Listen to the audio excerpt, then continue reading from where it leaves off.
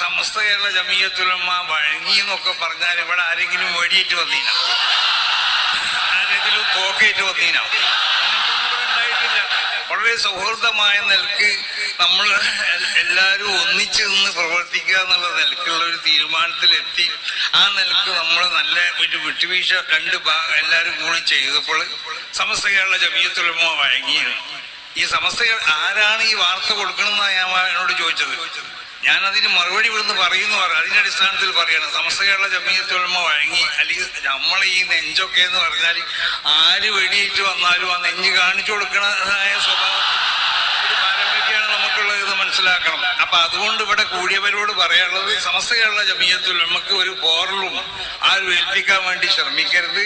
സമസ്ത കേരള ജമിയത്തുൽ ഉലമയെ ശക്തിപ്പെടുത്തണം, അതിനെ സ്നേഹിക്കണം, അതിനെ ബഹുമാനിക്കണം.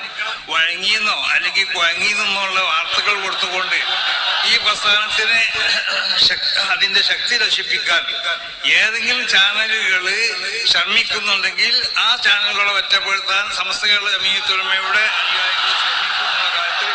യാതൊരു സംശയമില്ല എന്ന് എല്ലാവരോടും പ്രത്യേകമായി കൊണ്ട് ഉണർത്തിക്കൊണ്ടിട്ട് ഈ നൽകിയതായ സ്വീകരണത്തിലേക്ക്, ഈ രാജകീയമായ സ്വീകരണത്തിലേക്ക് നന്ദി എന്നുള്ള വാക്കിൽ അവസാനിപ്പിക്കാതെ അല്ലാഹു സുബ്ഹാനഹു വ തആല ഇതിനൊരു സാലിഹായ അമലായി കൊണ്ട് കബൂൽ